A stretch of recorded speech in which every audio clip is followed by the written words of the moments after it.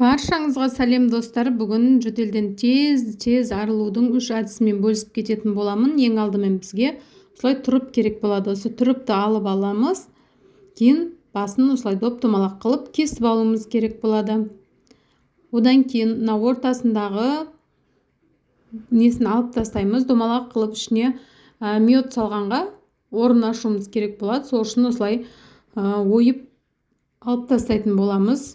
Астын кеңдеу дәулеу қылып ойсаңыздар суы жақсы шығады екен. Мен кішкене қылып ойған едім.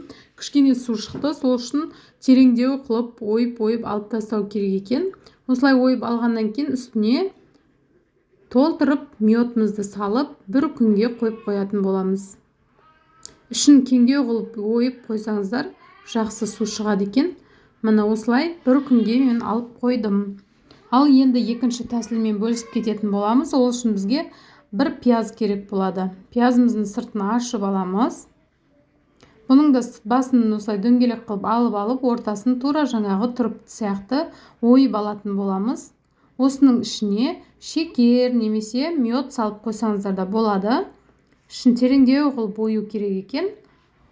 Осылай ішіне әселімізді салып, бетін жауып, бұны да бір күнге қойып қоятын боламыз.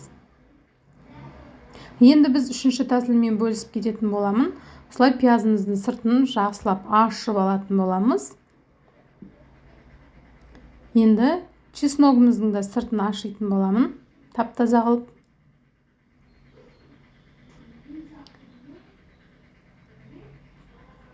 Шірік жерлері болса алып тастаймыз. Міне барлығы дайын болды. Енді осыларды майдалап турап алатын боламыз. Егерден сіздерде пияз майдалайтын майдалағыштарыңыз болса, сонымен майдалап алсаңыздар да болады. Тез дайын болады ол кезде. Ал жоқ болатын болса, осылай майда қылып турап алсаңыздар да болады. Чесногымызды да дәл солай майдалап турап алатын боламын. Егер чеснок езетін құралдарыңыз болса, сонымен де майдалап езіп алсаңыздар болады. Чесноктарымызды осылай майда қылып тураймыз. Тез дайын болу үшін майда болу керек.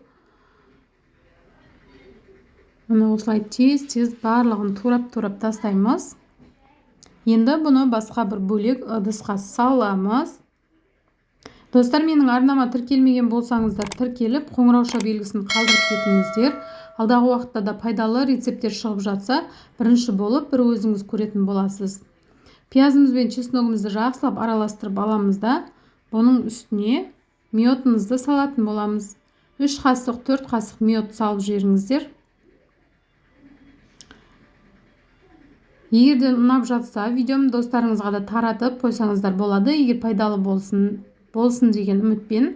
Біз осы үшінші тәсілін қолдандық. Жасалу жолы да өте оңай екен. 3-4 сағаттың ішінде дайын болады. Мына чесногымызды, медімізді және пияз үшеуін жақсылап араластырып аламыз. Сол кезде тез су шығады екен. Осы балалар ішкенге де осы бізге қатты ұнады. Дәмі де барлығы жақсы болып шықты. Сіздер де жасап көріңіздер. Мына жақсылап араласқаннан кейін бетін жауып қойып қоямыз. Бір күнге қойып қойғанмын негізі. Ал бір күнге емес 3-4 сағатқа қойып, уже алып қолдана берсеңіздер болады екен. Мына бір күннен кейін мына пиязымыздан кішкене ғана су шықты.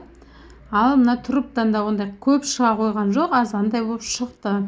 Мына үшінші тәсілмен жасаған пиязымыз бен чесноктан жарты стакандай болып шықты. Сіздер де жасап көріңіздер. Осы үшінші тәсілді қолданып көріңіздер. Осы өте керемет, жөтелден бір күнде арылуға болады екен. Пайдасы деген енді өте керемет. Маған осы үшінші тәсілі қатты ұнады. Достар, сіздерге пайдалы болса, бөлісіп кетіңіз.